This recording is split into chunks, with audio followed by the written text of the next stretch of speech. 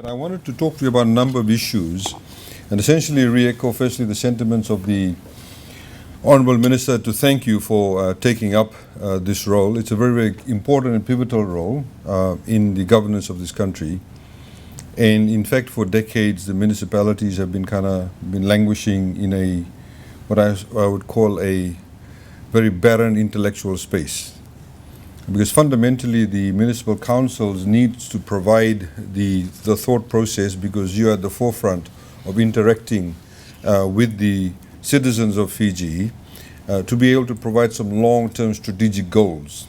And essentially, that's what's been missing for decades in Fiji from the municipal side, where there's been no strategic thinking as such. So what we need to do is essentially tie up all the dots and come up with something very critical in terms of the way forward. You will have the privilege this afternoon, I say privilege not in a kind of superfluous manner, but the privilege of meeting Dr. Liu, who was the world-renowned town planner from Singapore. He's been internationally acclaimed and of course recognized. He's in fact got a doctorate in town planning. And we have recruited his services through the Singapore Corporation Enterprise to carry out a number of reforms in Fiji. As you know, we're rolling out Digital Fiji at this point in time, but also we've recruited him to be able to work out a master plan for the Suva Nosori corridor and also for Nandi Lautoka corridor, which are the four most populated cities and urban centers in Fiji. Now, with that, you'll see that you'll pick up a lot of new ways of looking at planning in particular. And please, just sap up everything that he says, because he's quite a man of wisdom, and we look forward to working with him and rolling out the master plan.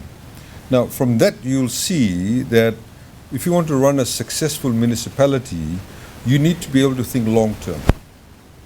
And that's one of the critical and most pivotal issues pertaining to running a municipality. Where do you see yourself, indeed as a country, where do you see yourself in 5-10 years' time? Are you as administrators, you need to be cognizant of the demographic changes that's taking place. Suva is not what it used to be. Nasinu indeed is not what it used to be. So how has it changed? What type of demographics do you have living in your municipality? Do you know that 50% of the population is below the age of 27 in Fiji? Do you know that 70% of the population is below the age of 40 in Fiji? So those people, they are your clients, they are your customers. As the minister said, we need to generate also revenue, but it's not just that. It's also about providing services. So how do you tap into that? What are the areas? Some of your municipalities may have a demographic which may have older people. How are you catering for them? They are the ratepayers. What are you doing? How are you positioning yourself? But before I actually do that, that's a very nice, I just came back from Washington. That's outside in the streets, but I'll come back to that later. We have a very good brand, and that is the Fijian brand. If you go overseas, Justin talks about his pearls. If you mention the word Fiji, it conjures up very positive images. People don't think negatively. People have positive connotations about Fiji. So we need to be able to position ourselves. I'm talking about the big picture stuff. The second big thing at the moment that's also happening, apart from that, apart from the sevens image, the rugby image, the friendly people image, Fiji where happiness finds you image, is of course our position in climate change. So what are we going to do as municipal councils regarding climate change? If you can just put up those photos of that, please go on, keep on going. Now, I just took that a few days ago. That's basically a rubbish bin for cigarette butts. Now, cigarette butts, as you know, everybody throws cigarette butts around in Fiji. It is the most undissolvable material you'll find. You go to beaches, you go everywhere, you'll find cigarette butts. So our municipal councils having those, let's go to the next one, please. See, they put it next to, they put it next to a rubbish bin, and you put the holder for the cigarette butts. It's a very basic thing. Now, if you look at the imaging of the rubbish bins, the minister and I have had discussions. We put in the last budget also that we want to have uniform bins throughout Fiji. I can go to Ba, I'll find a different type of rubbish bin. I go to Lautoka, I'll find a different type of rubbish bin. I go to another municipality, there's a very dysfunctional rubbish bin. Some of those rubbish bins are so dysfunctional, they've got nice rooftop, but it's very difficult to put your hand through. So we want all of you not just to think about your municipalities or your own individual municipalities, the minister was saying about Nasinu, Nasori and what have you, but also to think all of you have the opportunity now to sit back and think, okay, how are we going to roll out our rubbish bins? It needs to be functional. It needs to have that brand. I'm a tourist, I'm a citizen, I'm in Nandi, I go to Tavua, I go to Lambasa the next day, everything's uniform. That gives confidence to people. Psychologically, it instills uniformity. Uniformity always gives people confidence. It makes people feel secure. That's the wonderful thing about uniformity. This is precisely the reason why municipal councils no longer do roads. It's done by FRA. The quality of roads in municipalities were terrible. Some were good, some weren't good. So there's now a uniform approach to roads. And in fact, all of you owe us lots of money. We have been fixing up the roads for all the municipal councils. You owe us at least $15 million. We do the footpaths, we do the lighting now, we do the roads now. Yet the municipal council have not given us a single cent. And we intend to get that money back through the Ministry of Local Government. Because the ratepayers of Fiji on the municipal council have actually paid that money. And if you see some parts of the roads are very, very good now. But there's also uniformity. With uniformity, of course, comes procurement. Procurement is very critical. Again, if all of you are going to go and tender for the same type of services, but make 10 different tenders, you don't have the purchasing power. So if Tavua is going to order rubbish bins or garbage bags, for example, and they call for tenders, the volume is not very high. They won't get the big players attracted. But if all of you put your tender in for garbage bags, you'll get better pricing. So this is why uniformity is very, very critical. And just to come to procurement, if I can just go up to the first few slides, please. I want to just go to the projects. So I'll come back to the other stuff. This is the first one? Okay. So now these are the following projects that are administered by respective town councils. Probably should also say local government. So Raki Market, Bar Govind Park project, the Lautoka Pool project, swimming pool, Namaka Market, Singatoga River Bank, Lamy Market, and the construction of mini markets. Now, I just want to take this line about the construction of mini markets, as the minister highlighted also. You see, in Fiji, we have for decades accepted the colonial construct of a municipality. Under the colonial construct of a municipality, one big market, one big bus stand. So everybody living in Suva all came to Suva market. The bus services came from the bus stand next to the market. Bulk of the population does not live here. Why should I have to go and catch a bus from Suva? Why can't I catch a bus from another bus stand that may exist somewhere else? Why do I have to come all the way to Suva market to do all my shopping? Why can't there be a market in Rewanga? Why can't there be a mini market in Flagstaff? Why can't there be one in Nambua? I'm not talking about the tarpaulin markets. I'm talking about proper markets. Now, we have a program as a government to roll that out. You have to be able to help us as administrators to identify the areas.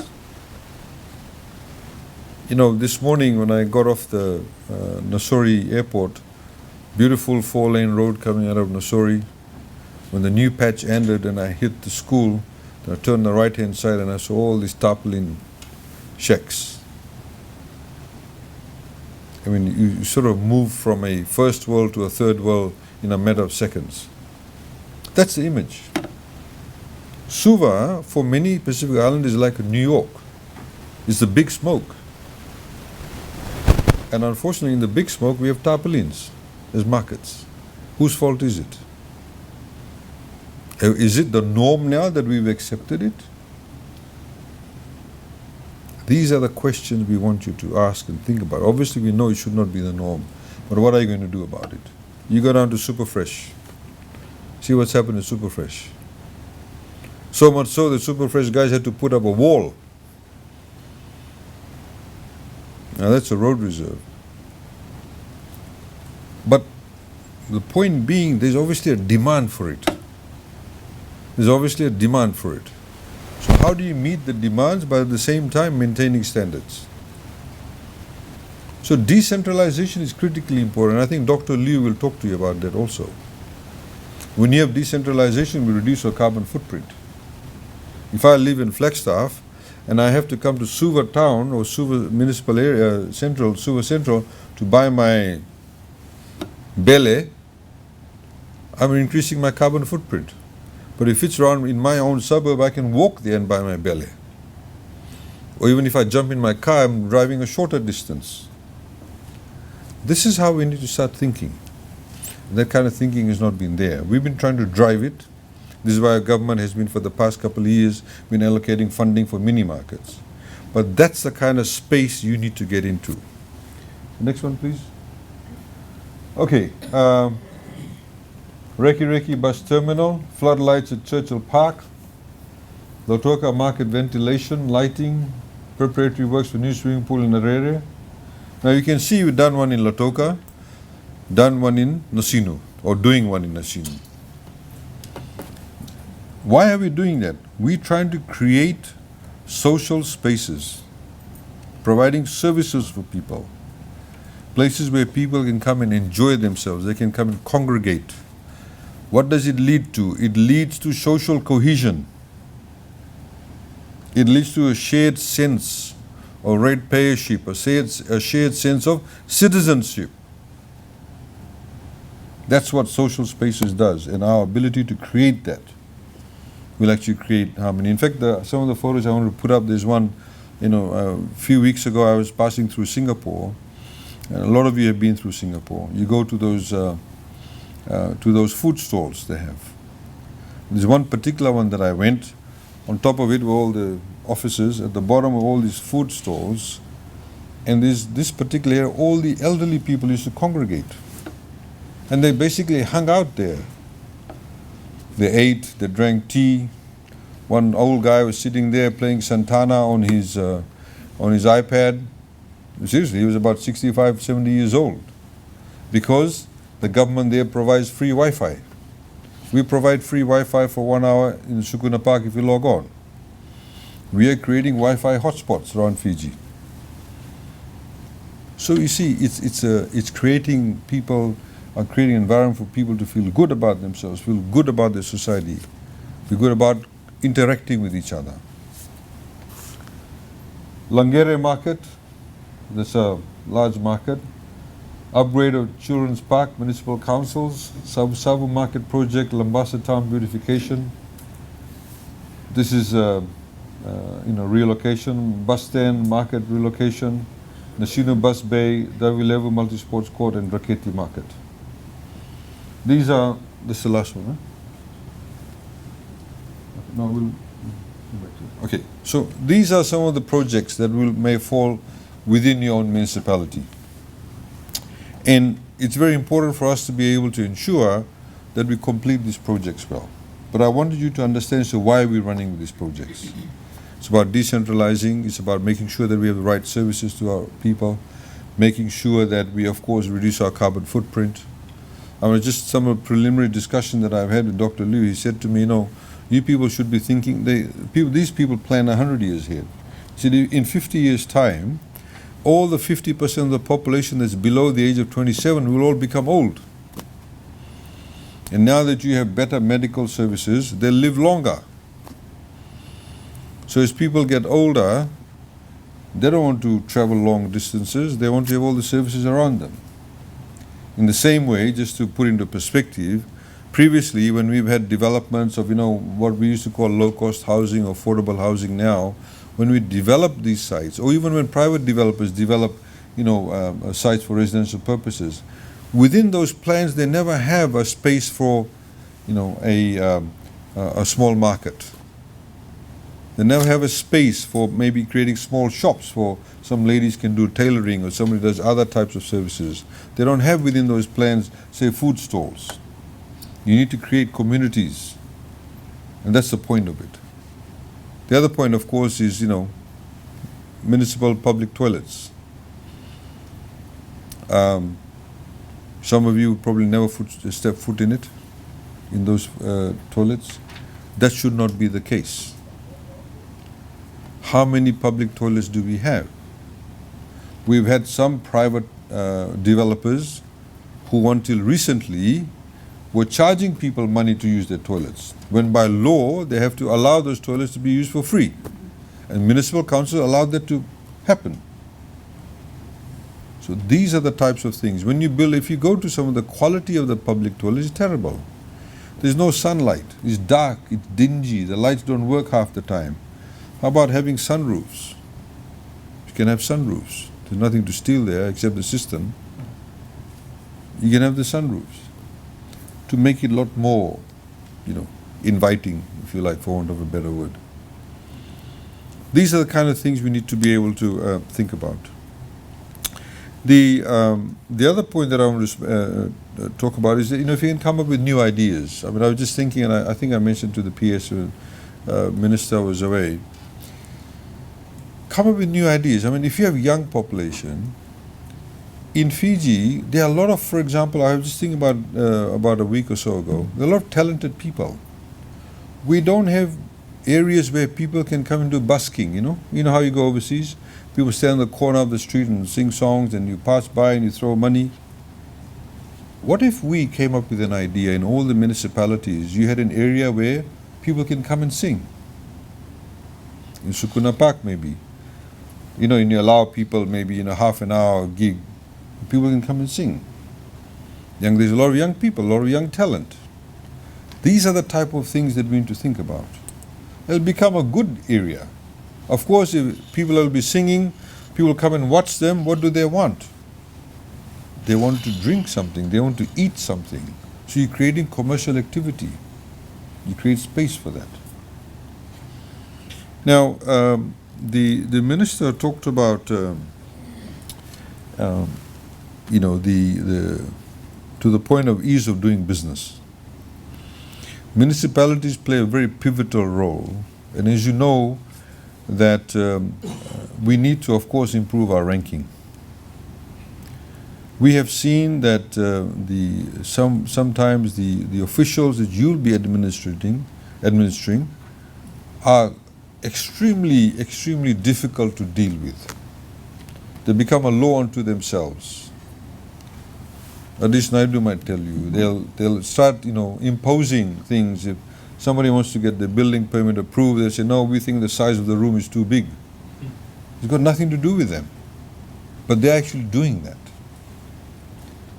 Now, it frustrates people.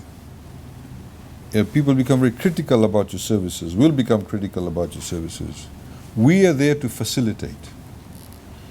Very basic thing. If you go to most municipalities, for any of their processes, they don't even have a checklist. I know the PS is trying to do that, trying to create that, but they don't even have a checklist. And that's not only symptomatic of municipalities. There are many ministries in government that when we, for example, when we looked at their processes, they did not actually have a checklist. So if I go today and I say, look, I want to put up XYZ building, and if I go to person A, and then they may say you have to do all these 15 things. The next day I may have a query and I go again, person A is not there, person B is there, then person B may add another 5 things. If I go again, person C might take out the 5. That is very frustrating. And it's your job to make sure that no longer happens. So we are working with the Singaporeans. I don't know how many of you know about Digital Fiji. As the minister highlighted, we are looking at various processes. as to how we can have digitalization. But even before digitalization, when they they brought in, I think, about 13 different agencies to look at what are the approvals that are required. Even through a manual process, by having a critical look at it, we're able to reduce it by 40% in terms of time requirement. So you should be able to do that. Your idea is to facilitate. Of course, everybody must abide by the law. And of course, there are many areas where the law may be lacking, where, for example, engineering standards, architectural standards have gone way ahead of the law. The law may not be able to catch up to it. So we need to be able to ensure that the law keeps up, and we can only get that feedback once you're able to provide that feedback to us. But the point of the matter is that you need to ensure that the processes are made transparent. If a process is transparent and everybody is dealt with an individual citizen in a transparent manner, they have far more greater opportunity to say, yes, I will abide by it, than if the processes aren't transparent. If you say, look, I had somebody who complained to me yesterday when I was on my way here, complained their water meter got cut off. They said, my water bill outstanding was only $14. I had $14 to pay, and now I have to pay the $14 plus $10 reconnection fee.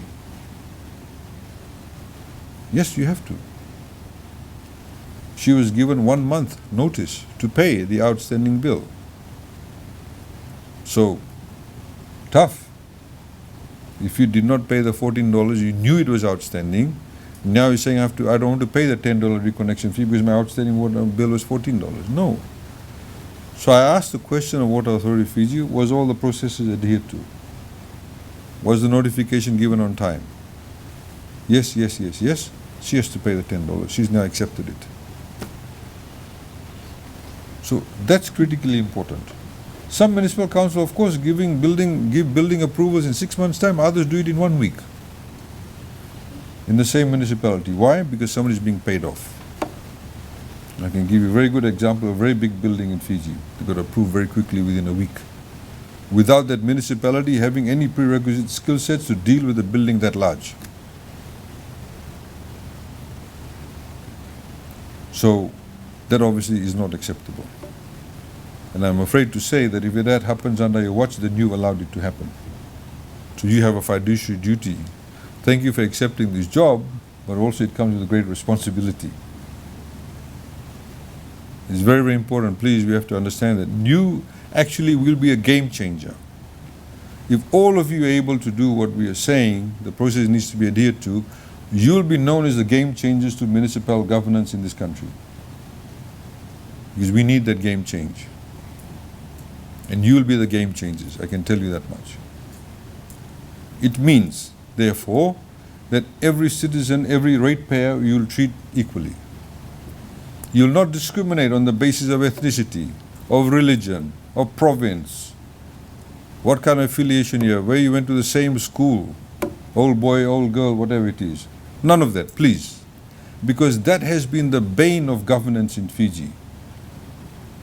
Prior to independence, post-independence. And as a government, we've been trying to change that. At the local government level, we see some of that still happening. And that would be your strength. If you're able to ensure that you adhere to the fundamental provisions of the Constitution in respect of no discrimination, that'll be your strength. So, ladies and gentlemen, I wanted to also essentially say about the ease of doing business. It's critically important. When the World Bank has been doing these surveys, one of the common complaints has been, which we found out, when they send out the feedback survey forms, most government ministries, statutory bodies, and municipalities who are also asked questions don't even respond to the questions. So obviously, the rating gets even lower. So if, for example, they're asking questions about the municipal processes and Suva City Council does not bother to fill out the form, you won't get to hear the other side of the story. The form may be filled out by someone who's actually critical of Suva City Council. And sometimes it's perhaps, unnecessarily. So you have to ensure that if we want to get up our rankings, if we want people to understand what you're doing in respect of ease of doing business, you have to make sure that your staff actually fill out all the forms. It's very important for that the feedback itself. I wanted to very quickly highlight to you what I talked about corruption. We have seen that it still exists, and sometimes at a very basic level. So, if somebody's wanting a permit signed off, they may say to them, somebody in the municipal council may say, we have a sports or staff sports club. Christmas is about to come. So it's okay, don't worry, we'll buy 5 cartons of beer, 7 pizzas. People go very cheaply sometimes. It does happen. So they get the permit signed off. It's happened in other institutions too. We have to make sure that does not happen. We also have to make sure that you are not one of those people also benefiting from the system too. Some of you are business people.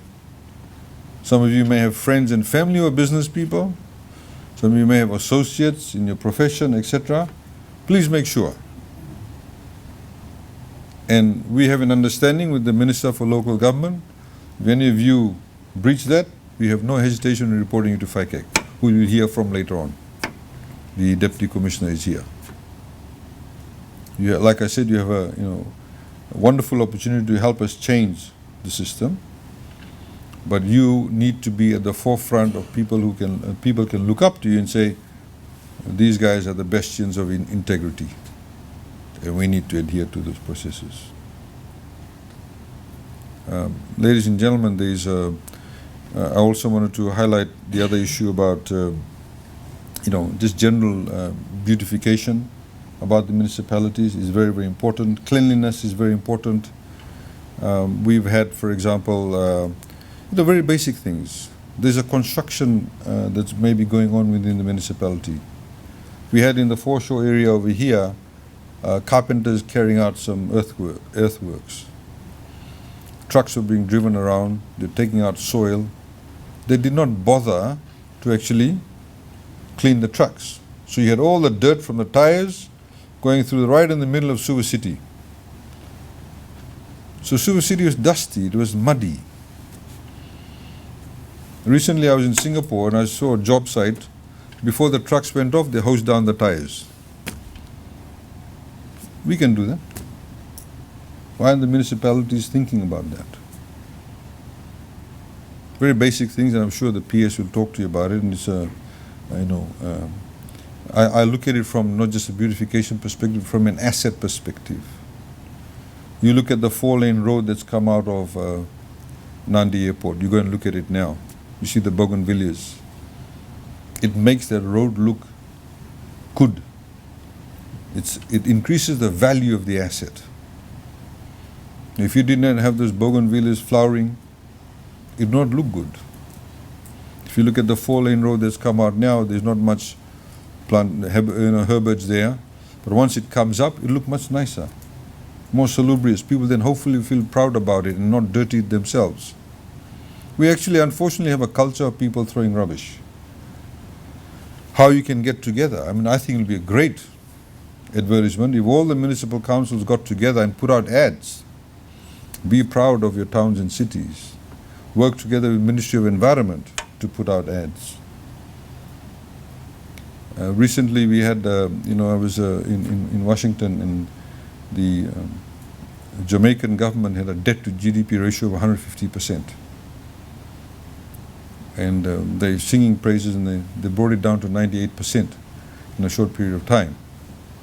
But in order to tell the people that they need to make some cuts and austerity measures, etc., they use reggae music to talk about debt and how they need to actually become, a lot more savvy about things. Think about those things. Think about how you can use Facebook. 600,000 Facebook users in Fiji. Now, I don't think at the moment any of the municipal councils are very, present in Facebook. So are you going to reach out to your population in that manner? But if you do it, you need to do it properly. And again, that can be a consolidated effort from all of you. I think that's about it, really, that I don't want to talk for too long. But I think it's critically important to make sure that you adhere to those. Now, I just wanted to very quickly, just if I can have the next slide. Next one, please. Okay. Is that the first one? Okay. No. Go slowly, please. Go to the back. That's the first one? Yeah. Okay. Whenever we've had projects that have been sent to us, these are some of the critical problems we found with them. The Ministry of Economy a few years ago put in place what we call a construction implementation unit. Because generally, prior to this, all government ministries, if, for example, the Ministry of Health had to build a hospital, it would be people in Ministry of Health that dealt with the project implementation. It was the people in Ministry of Health that dealt with the contractors. The core business of Ministry of Health is to provide medical services, health and medical services, not do construction. So obviously there were a lot of issues with that. So we decided to centralize most of the major construction within the Ministry of Economy through a new department called the Construction Implementation Unit. The gentleman who runs it is Mr. Shah at the back there. Now, if you're going to run major projects, he'll be the man you'll be dealing with, to try and centralize that. Unfortunately, we did not do it with the municipal councils. Now we are doing it, some of the larger ones. In fact, for some of them, we've been brought in to do the corrective surgery work. And fundamentally, the lack of project feasibility studies were done. Selection of consultants and contractors were very dubious. You'll find one or two people appearing in most of those contracts. Lack of contract administration. A lot of the people in the municipal council, you don't expect them to. No capacity how to manage contracts. No understanding. So if I use, people like Adish Naidu can tell you better, but if I use, 6 mm steel as opposed to a 4 mm steel, what would be the impact of that? Lack of accountability and lack of project monitoring. There's one particular project at the moment, the project manager is not giving us a sign-off on it. We want to pay off all the funds. Not giving a sign-off, knowing full well that they cannot give a sign-off because it's not been done properly. And we are demanding that before we do the payment. We, of course, were brought in about 3/4 of the way through. So these are the kind of challenges that we've had with the municipalities. And you have to make sure, and hopefully now the larger ones will be done through CIU. So we also get that economies of scale. Next one, please. So, Dr. Liu will actually talk to you about things like master plans. Of course, in the municipalities, there's been no master plan. So somebody in the municipality comes, okay, let's put us, this over here. Not thinking about what's around it, not thinking about what's going to happen in 5 years' time, not thinking about what's 2 streets away. In a lot of municipalities I can go, I can have a tire repair shop. I can have a pharmacy next door. I can have something else next door. There's absolutely no planning. A lot of planned cities, you'll go, you'll find entire streets, for example, all the tire repair shops. Or you get, that kind of industrial based. In Fiji's, you plonk it any way you like. And that's been the fault of the municipalities, there's been no planning. And of course, it was a wider problem because there's no major master plan. Site selection. We've had where sites have been selected where the soil has not been good, it's very clay, you want to put large buildings, or the rock foundation is 20 feet away, so you have to do pile driving, so the cost of the building goes up. These very basic things. And again, like I said, the right people could have been used. The consultants could have been used for that, to do the job. Again, there's things like the project risk, project cost, tolerances, functionality. Is that the last one?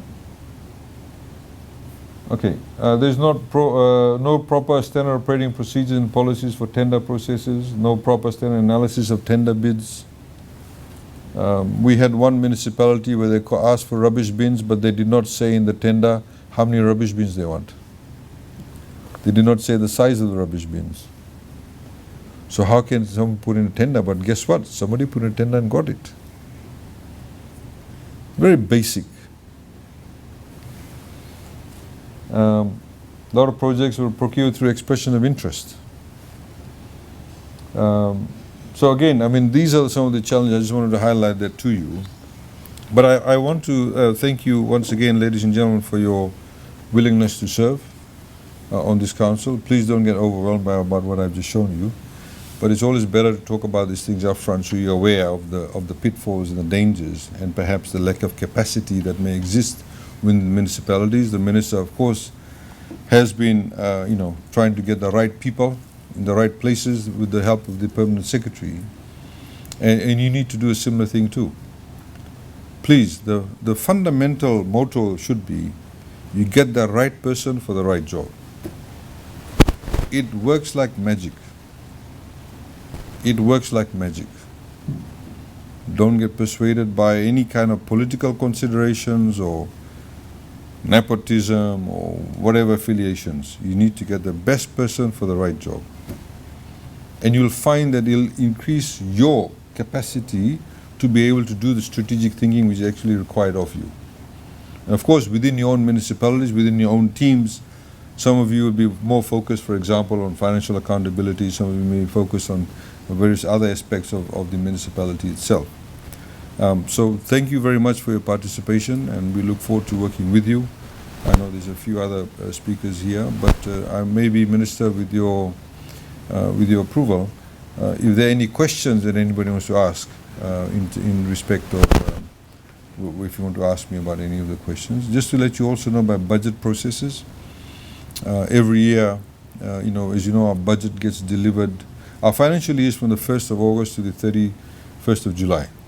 For government, I'm talking about. It's not the calendar year. We normally deliver the budget, say, in the month of June. The latest may be early July. Prior to that, we have consultations. The Permanent Secretary for Economy meets with all the different permanent secretaries, and they come up with their various programs, different ministries. And of course, then we go through a number of rounds of consultations. The permanent secretaries meet a couple of times. Then we meet with the ministers, and then we finalize the budget. But before the permanent secretary, say, for example, in this case, local government would come and do the presentation, she would also need to know from you what are your plans and programs. So you need to, sharpen your thinking as to what you think are the requirements. Please remember that there's no bottomless pit. We have limited resources. All governments have limited resources. We have to live within our means. We have to be creative in respect of how to better utilize those funds. And also, I think, we need to be able to generate revenue where we can. Even a case in point is, for example, if you look at all our major rivers in Fiji, they're not even generating any revenue for anybody. If you go to most major cities in the world, the rivers are a major source of revenue. You have boat trips, you have lunches, you have jet skis, you have, Singatoka is the only town doing some sort of development along the river banks. Nandi, of course, as you know, is we're working with the Japanese government. It's a $400 million project to rehabilitate the Nandi River, which will also involve building a ring dike around the town itself, which in itself will become a hive of activity for commercial enterprise. So there's a number of things that are happening. Please keep abreast of it. Liaise with your permanent secretaries, your secretary, and I ask one thing: just be cognizant about what is happening throughout Fiji itself. Please constantly read and try and update yourself and give ideas, because we want ideas. We are not the sole repository of ideas. The minister and I and the PS are not the only people. We need you to come with creative ideas to help us to make sure that we deliver better services to our people. So if you have any questions, please feel free to ask me now. And otherwise, then I'll finish off.